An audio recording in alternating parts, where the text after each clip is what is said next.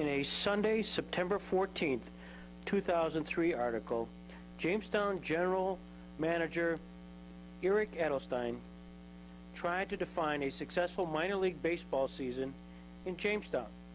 Hard to define success when you have a record of 22-51. Nevertheless, there was many positive things that occurred in the year 2003.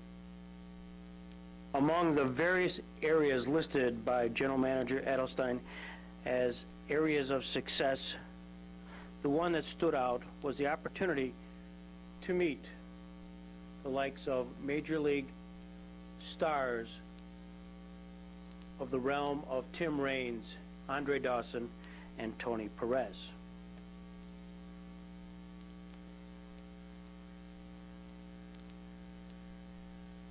Tim Raines, born September 16, 1959, in Florida.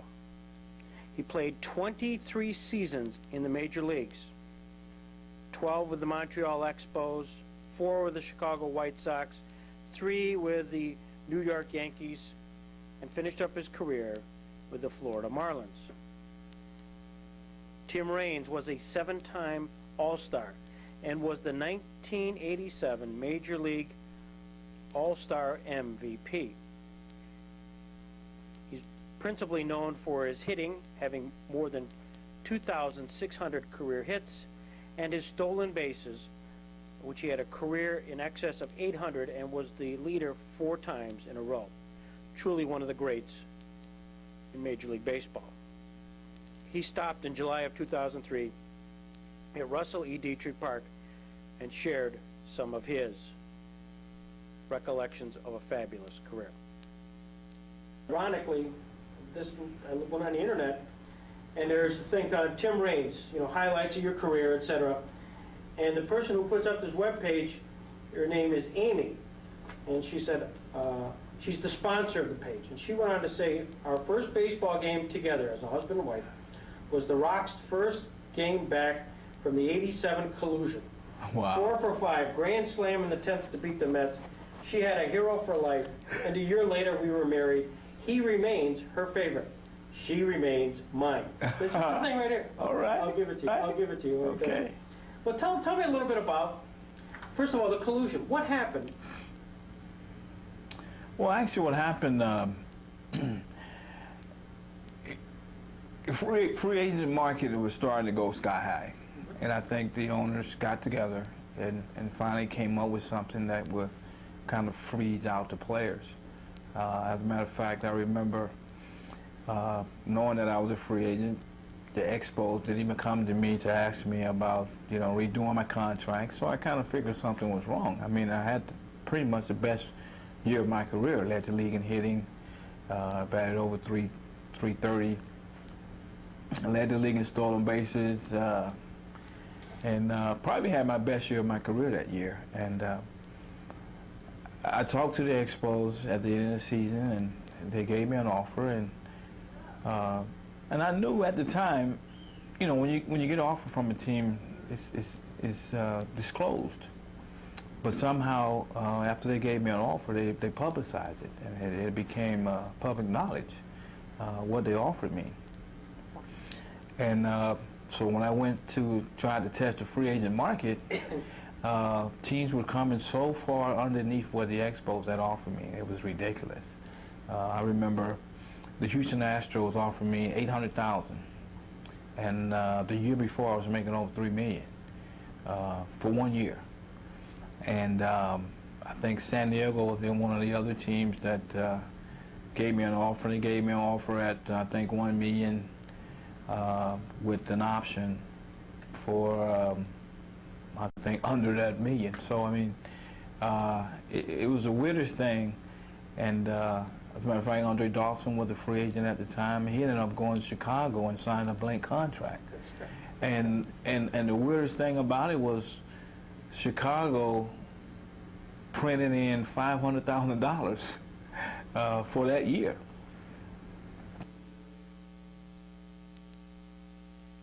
During the period of collusion, there were people who disbelieved it, even though it was as obvious as the nose on anyone's face.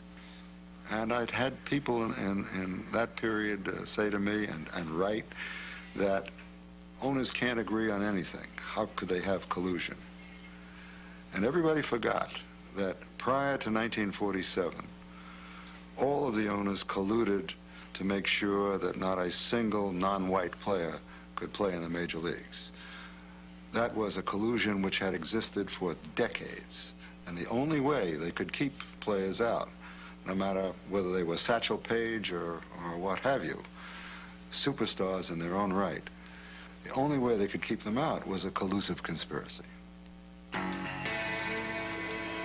In 1985, Carlton Fisk, still one of the premier catchers in the game, became a free agent. He strangely received only one offer and eventually re-signed with Chicago. In 1987, Andre Dawson, the Montreal Expos star slugger, tried free agency too. No one wanted him.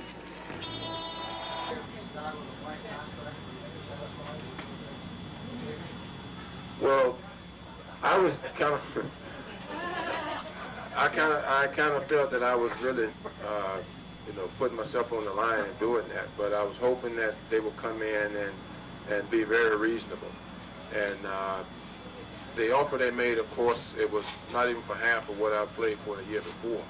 And the one thing, about myself is it was never really an issue about monetary value. I just wanted the game to be fun to me, and I wanted to go on a natural playing surface and be somewhere where the fans made it enjoyable for you. And when they submitted a figure, I think it was an effort for me to turn it down. And I said, no, I said, I put this in your hands. I'm going to be man enough to stand up to it. And when I gave them the okay, they said, well, we'll call you back. So they wasn't really sure that, it was some kind of trick of anything. And I did get a phone call within a couple of hours, and they said, welcome aboard, and, you can take your time getting out. But I do feel there was an effort on that part for me to turn it down so that I would have to return to Montreal. Morris, the winningest pitcher in baseball during the 80s, filed for free agency that same year. He received no offers and was forced to re-sign with the Tigers.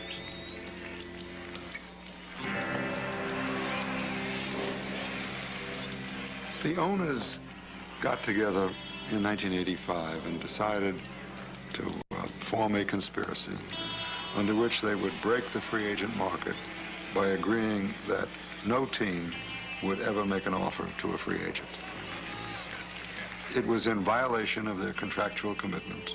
All 26 owners had signed a contract which said, no club shall act in concert with any other club with respect to free agents.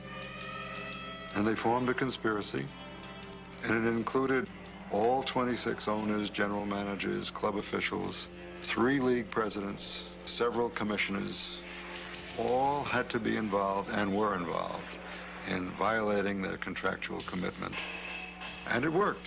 Over a period of 3 years, 1985, 6, and 7, and possibly into 1988, they managed to have a airtight conspiracy. The union took the case to arbitrators, and after thousands of hours of testimony, Major League Baseball was found guilty of collusion. The conspiracy was broken, and the owners had to pay the players $280 million in lost wages. Most people have not fully understood what that collusive effort meant. That it was an agreement not to improve your team. It was an agreement that no matter how important these free agents are, superstars available to improve your team, to fill in holes on a team that could otherwise be a pennant contender, it was an agreement you will not, under any circumstances, make an offer to a free agent no matter how good he is. And that is really a conspiracy to fix the pennant race. It was weird, though. I mean, as a player, you get to that free agent stage and you see the past free agents and see how things were going, and you figure that it was your opportunity to really be able to market yourself as a player and go out and and test the market, and it just wasn't a market there. So then all of a sudden, there was actually a lawsuit, wasn't there? Actually, it was a lawsuit, and I think most of the guys that were free agents that year pretty much, you know, everybody filed a claim, and I think everybody got some monies back. But, you know, the one thing that happened, I got an opportunity to continue to play with the Expos for, I think, 4 more years. And I really didn't want to leave. I mean, I really enjoyed Montreal. I mean, even though I'd be losing money there, but I really enjoyed playing there. So, but then there was a day where you come back after your collusion where you signed with the Expos, and I don't think you were permitted to come play with the same team until after May 1st. And tell us a little bit about that. Actually, when I realized that I was going to re-sign with the Expos and it was past the deadline, I couldn't go to spring training, and I couldn't participate in the first month of the season. So what I was doing during spring training was, and I was a free agent before I signed with the Expos, I worked out with a high school team down in Bradenton, and trying to get myself ready for the season because I knew that I was going to play somewhere. I just didn't know where. And we finally came up to a decision with the Expos. But at the time, I knew I couldn't play until I think it was May 1st or May 2nd. Once we found out that I was going to sign, I went down to Sarasota, where their extended spring was, and I played in an extended spring game. And since I was a major league player, they let me lead off every inning. So I played in 8 straight innings, leading off, and I think I got like 6 hits out of the 8 innings, and had a great game. And they wasn't real sure if they wanted to call me up, but they decided to do it. I only played 1 game and got on the plane the next day, and that night I ended up in New York.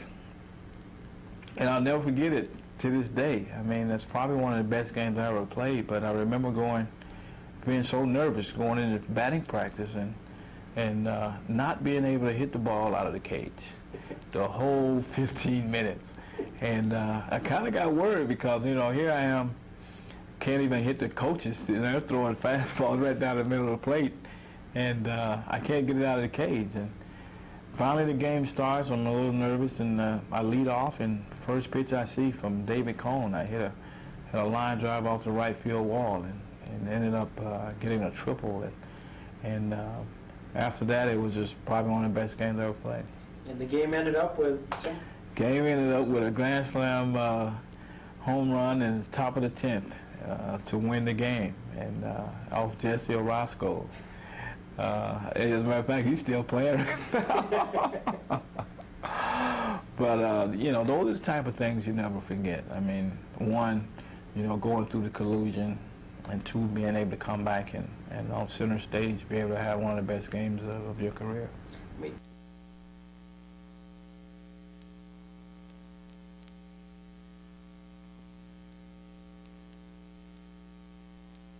And had many highlights.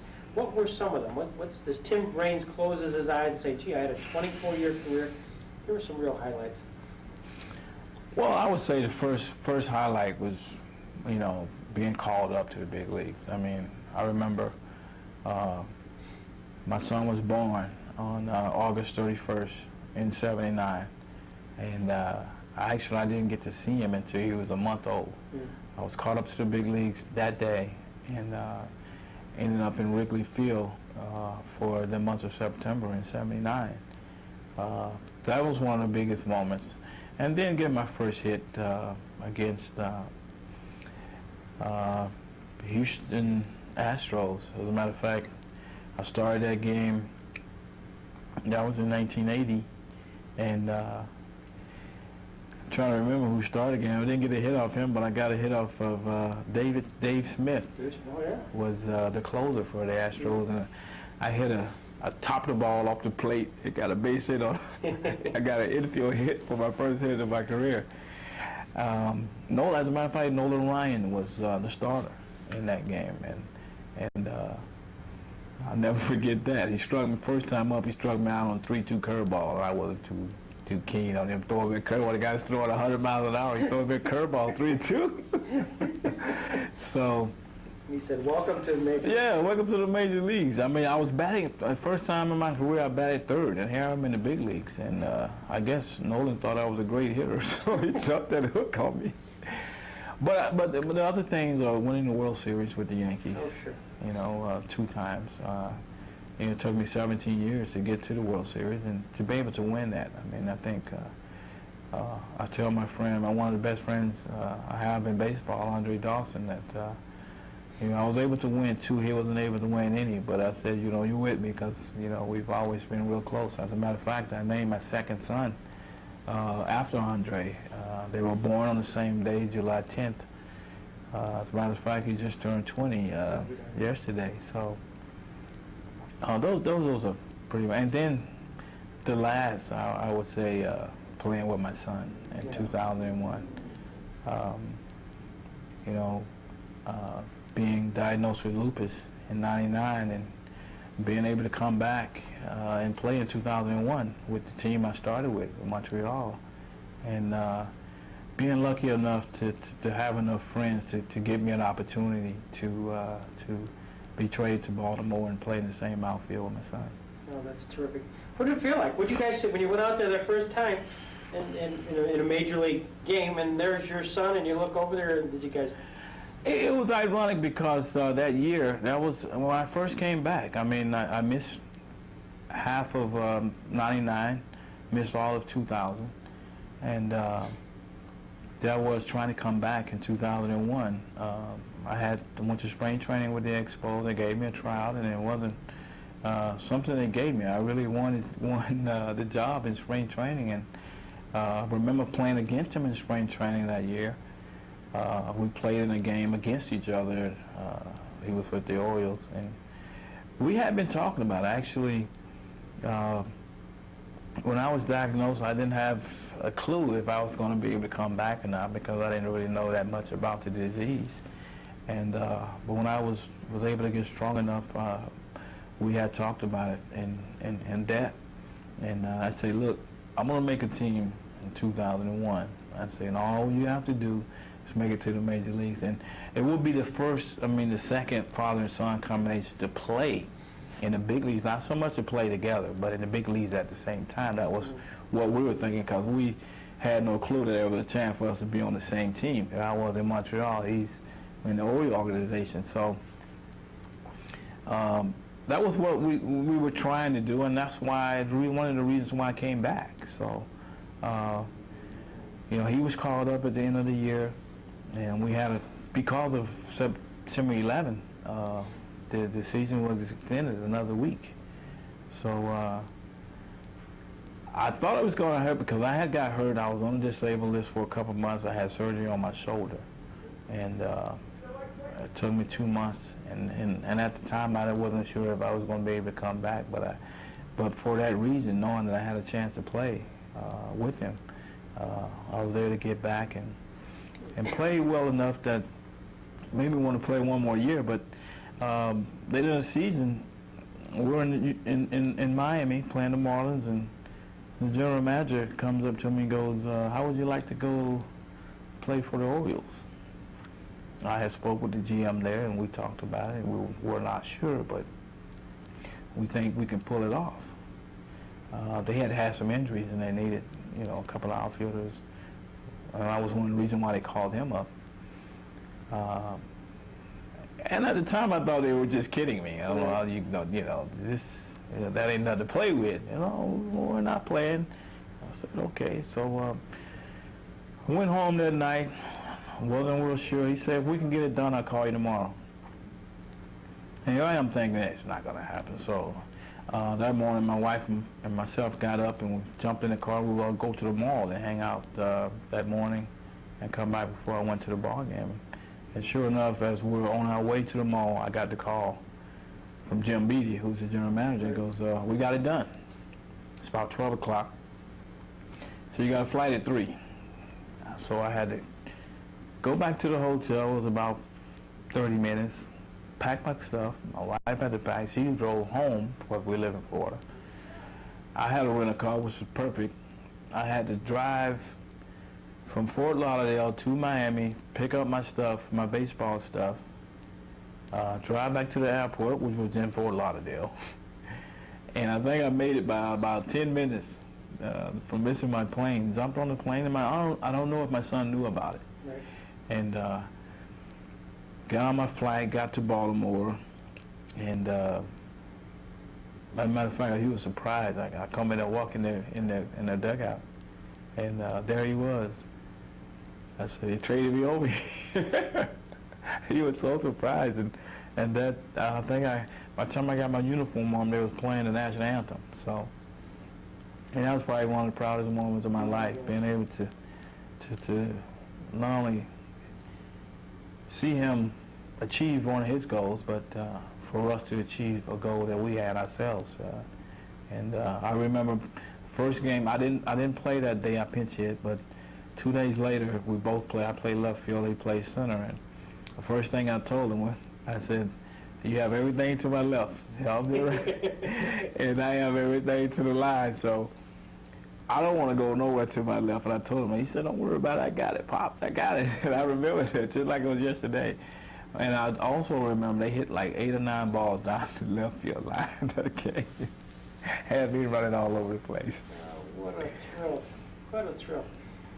And if you close your eyes, though, and you say, Greg, I got to tell you about the funniest incident that happened to Tim Raines, what would you say?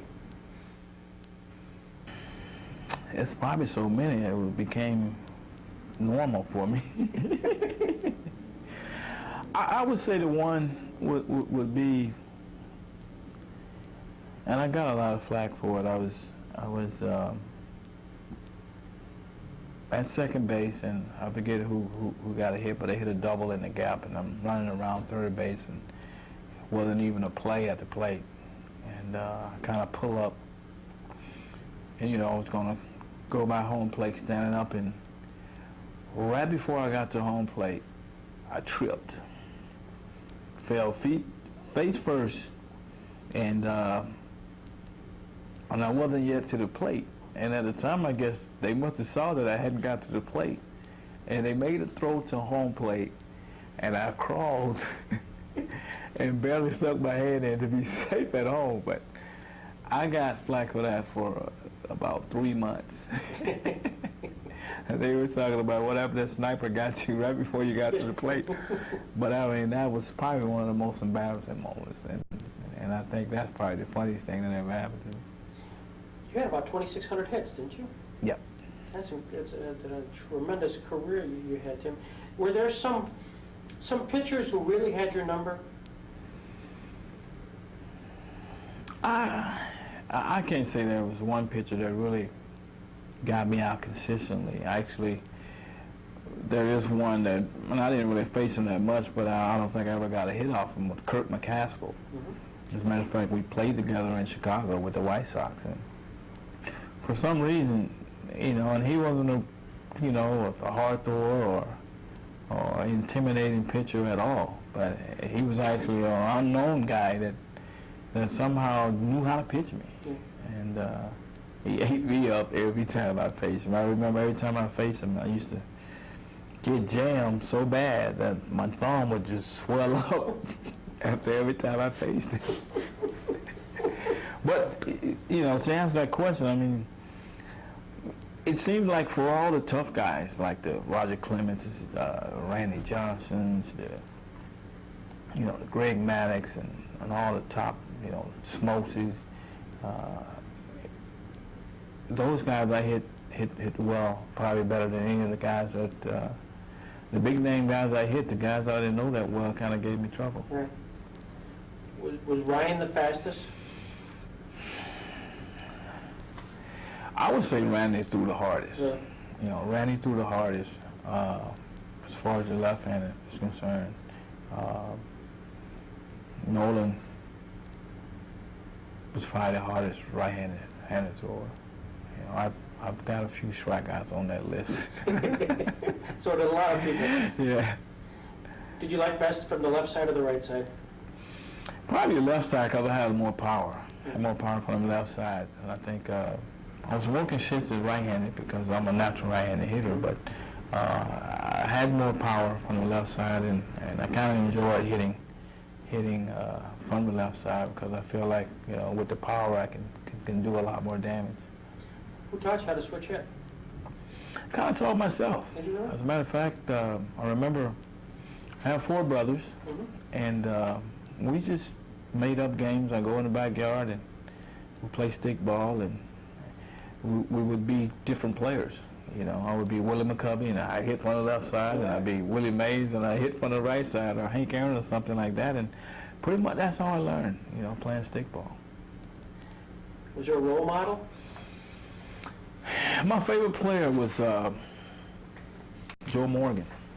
As a matter of fact, he's probably the reason why I became a baseball player. Actually, my other role model was a football player called O.J. Simpson, and I loved it, football more as a youngster, and I was a pretty darn good football player. And as a matter of fact, to this day, all my friends at home, and I live close to my hometown. Matter of fact, my kids went to the same high school. You know, they keep telling me, you know, you're the best running back I've ever seen. You're the best running back that ever played in this town or in the state or whatever the guys ever seen me play.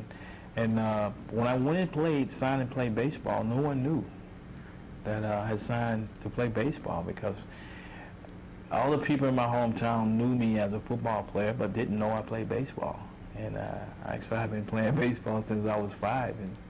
And you know, the reason why I played baseball was because of my father. He played semi-pro baseball and has 6 kids, and they play on the weekend and go to work during the weekdays. So, and he was a hell of a baseball player.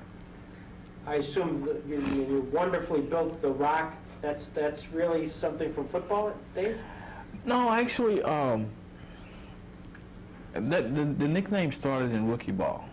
You know, I think because I was short and stocky, my teammates, you know, they knew me as Tim Raines, but they just started calling me Rock Man. They called me Rock Man more than Rock, right. And it just kind of stuck. I was 17 years old playing rookie ball, and just as green as you can be, and that's where it all started.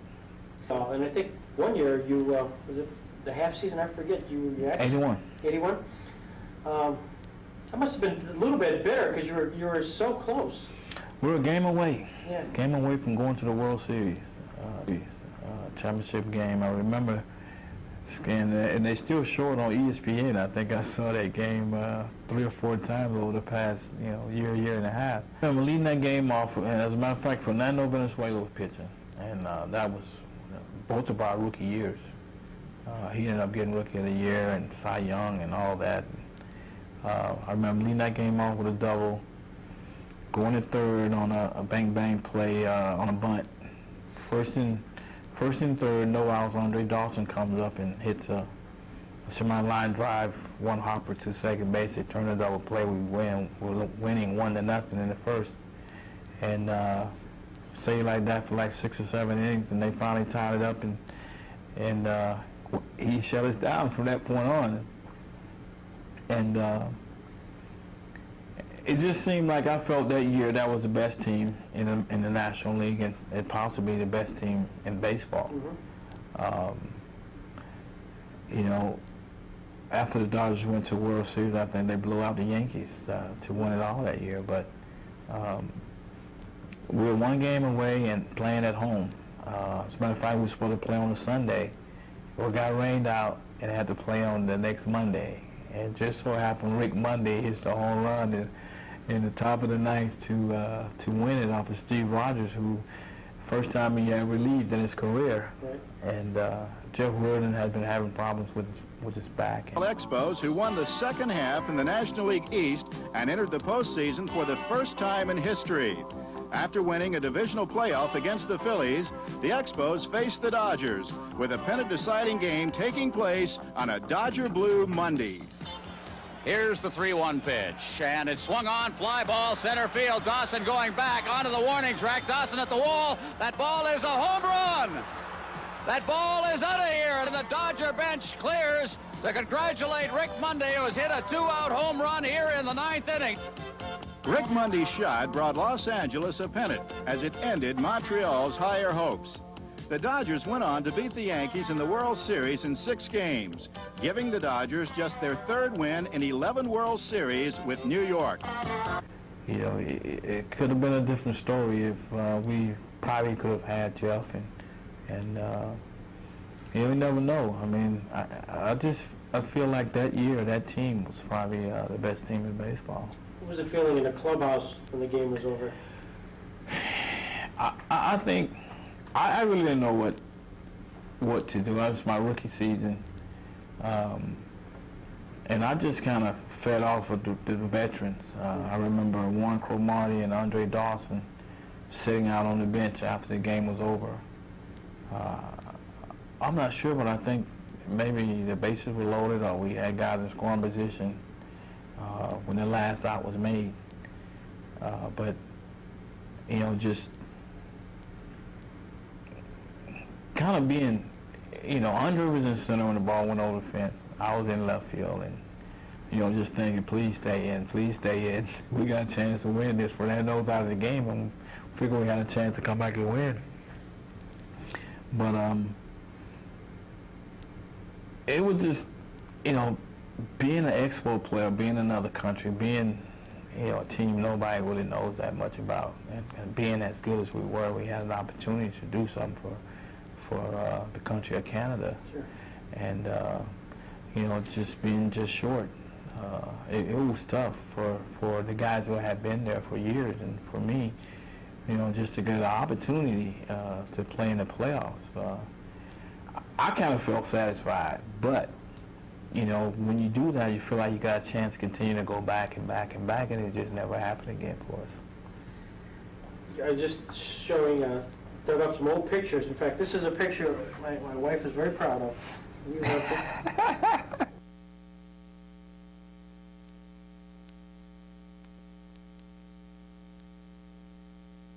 of guys that you've either, 24 years of professional baseball, you played with or against the best. Is there a grouping of guys you say, these guys stand above the rest that I've played with or against? I had Vladimir Guerrero as one guy, and I kind of got a chance to play with him in 2001. It's my first time actually getting a chance to see him play, because I was in the American League just about, you know, most of that time I left in 1990, and he really impressed me. He did some things that, you know, I had been in the league a long time that I had never seen done. Had a great arm, he could run. I remember seeing him in a rehab assignment. I was in AA, he was with the AA team. I forget if it's 95 or 96, something like that. And he led the league in hitting, and it's hard to find a right-handed hitter to lead the league in hitting. And he batted like 360 or 370. And he was a thin kid, but in 2001, he had got much bigger and much stronger, and he did some things that I had never seen before. Right. I had a Ellis Valentine arm. Can hit with power, can hit with average. It wasn't anything this kid couldn't do. He could run, steal a base. I mean, he had power all over the stadium, and it wasn't a pitch the guy couldn't hit. You know, you try to pitch around him, he hit you out of the ballpark anyway. I mean, I've seen him. I saw one game where Randy Johnson threw about a 98-mile-an-hour fastball and knocked him down, didn't hit him. He got up, brushed himself off, and Randy tried to trick him with a curveball. Breaking ball at his ankles, and he just went down and got it and hit it about 450 feet. I mean, that type of stuff. And I've seen guys like Dawson and Bonds and all the other great players play, either with or against them. But I had never seen anything like that kid. Best pitcher you played against? I would say Randy is one of them, and I played with him. But Randy is, as far as the longevity and his stature and big unit and you know, the intimidation part of it. I remember when he was with the Expos, he couldn't throw the ball over the plate. And that's one of the reasons why he let him go. But to see him grow, you know, as a young player and become the person that he is right now, I would say would be him. When he was in Jamestown, he was 0-3 and had about a 7.8 ERA. Probably from walks, no, not from giving up hits. So he was supposed to go a wall, but you kind of knew that was the case. It was a loaded team. Yeah, we had a very talented team. As a matter of fact, Tim Wallach was a rookie as well with me.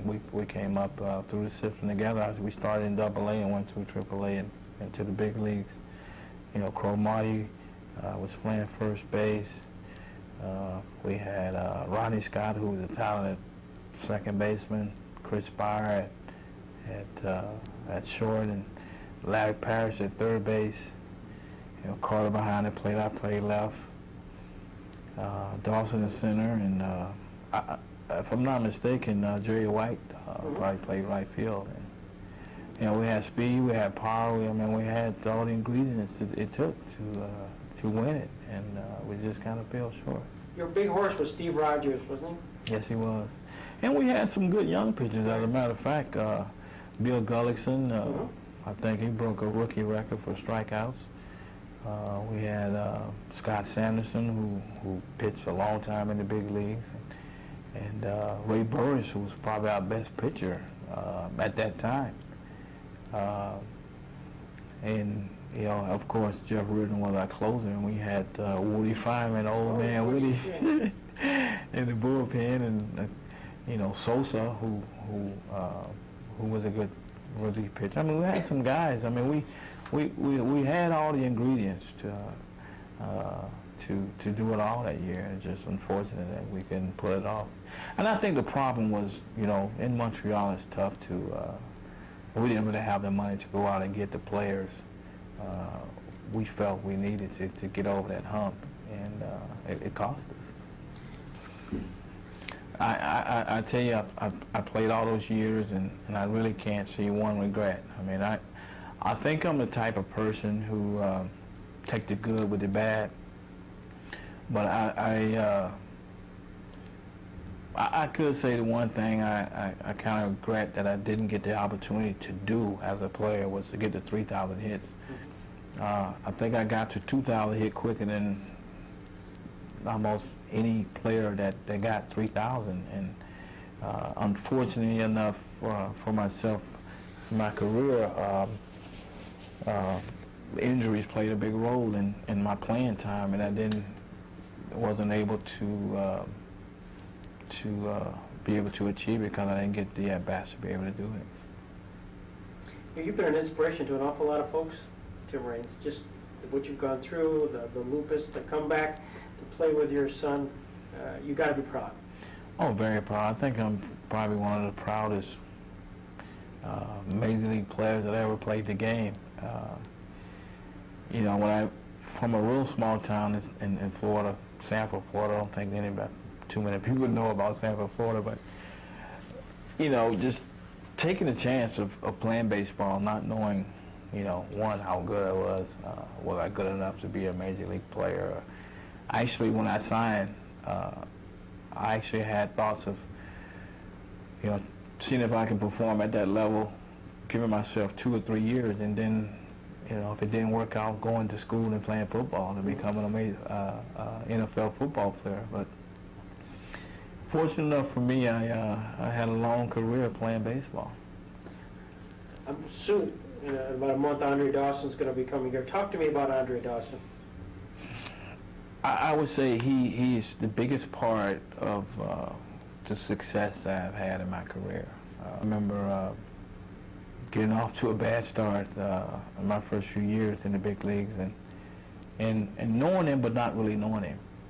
I had a problem with drugs after my second year, and I really believe if I would have known Andre like I know him now, that would have never happened.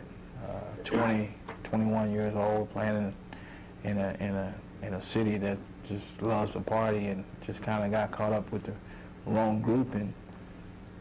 And I remember after the bout with that, Andre Dawson kind of sat me down and kind of molded me into the person that I am today. And I remember the next year I played, just wherever you saw Andre Dawson, you saw Tim Raines. It was like I was just, and he's like about 6'2", 6'3", and I'm 5'8", 5'9". I was like I was this little kid walking around with him. But he didn't actually teach me by word of mouth. You know, it was example. He person that really talked much. If you didn't know him, you would think he was a serial killer, because he always had that look about himself that, you know, you say something wrong to me, I'll kill you. And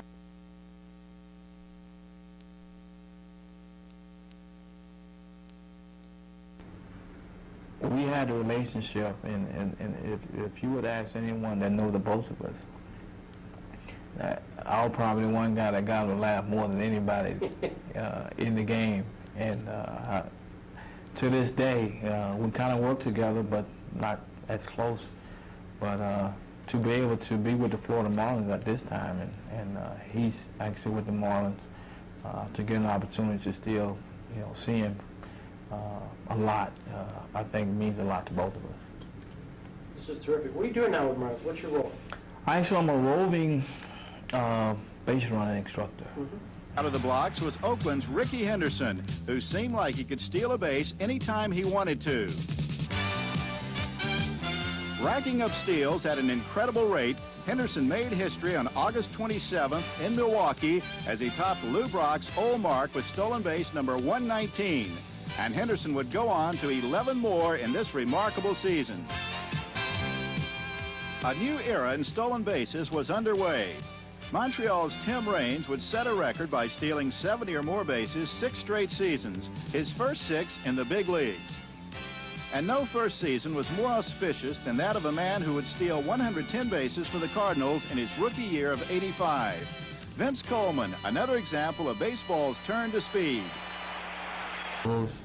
Little gig they made up for me just to see how I liked it, and to have an opportunity to stay in the game, which is something I've been doing more than half of my life, and I'm kind of enjoying it. You know, I'm kind of enjoying being able to work with the young kids and some of the older kids, and teach them some of the things that I was taught and that I know from all the experience that I have. You stole a lot of bases.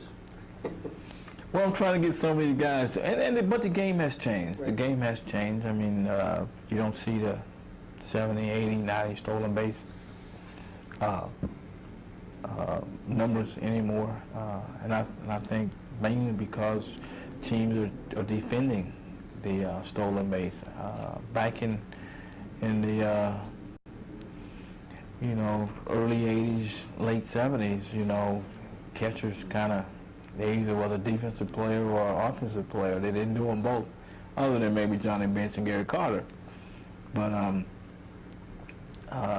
and pitchers, you know, they pretty much, you know, pitched. You know, if you got on base, you ran. They didn't care. They struck out the next 3 guys. Right. So the game has changed. They've come up with a lot of slide steps. They come up with pitching out a lot. They come up with throwing over to first base a lot, and they come up with these defenses to stop the threat of a base stealer. And there's still some tricks that I think that I have that can get away with some of that. This has been terrific, and I've taken you away from probably going out teaching some kids how to... Oh, that's okay. I'll be here a few more days. I'm sure they'll be in my ear. Tim, thanks a million. Oh, it's my pleasure. This is terrific. I'm glad, by the way, do you have any stories about Danny Linetto? Let me ask you, who was your favorite traveling secretary of all time? Dan Linetto. Yeah, I'll show it to you. Well, Danny did tell me the one story that maybe we ought to share with the, just for the camera. You were flying down to Puerto Rico in a plane, and you had a long, as he tells the story, and I'll set it up for you. It was on Eastern Airlines, and it was just a long day of issues with the plane. So you finally get off on your way to Puerto Rico, and then an announcement comes back, and they tell you that they got to turn around for maintenance to go back to Miami. Right. And you can pick it up from there. We was on the plane for quite a while. Got into the hours, and we wasn't real sure. As a matter of fact, a few guys on the team was afraid to fly on that same plane. They got off the plane and went and flew with another airline. Got on another plane, but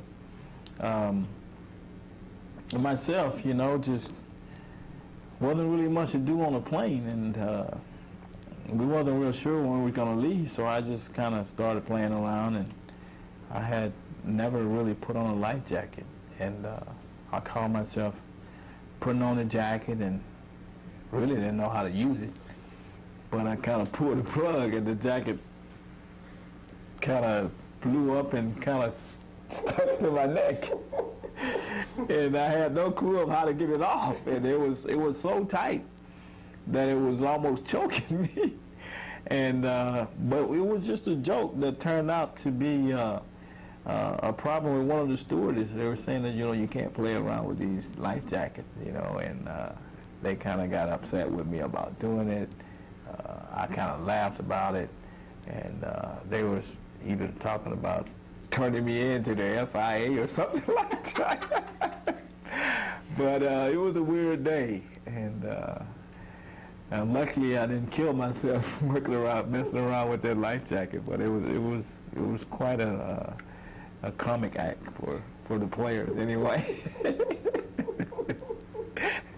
Well, Danny has always, I've known Danny since he was a kid, and his days as a traveling secretary with Montreal and with Cincinnati, etc., and he's always reflected back on his favorite, is Tim Raines. Well, I was one of those guys that really enjoyed what I did. I enjoyed the game. I enjoyed playing the game. I enjoyed being around my teammates and whoever was around me. And I'm sure if anybody who knows me and has been around me for an extended period of time will probably tell you that he was probably one of the happiest guys you ever seen. And if you didn't get along with this guy, you couldn't have been a good person, because he gets along with everybody. And Dan was one of those guys. I mean, he had one of the toughest jobs in baseball, being a traveling secretary, and you know, he had some guys on his side, and he had some guys that didn't like him for one reason or another, and it just comes with the job. But he handled it quite well. Yeah, well, thank you a million. All right.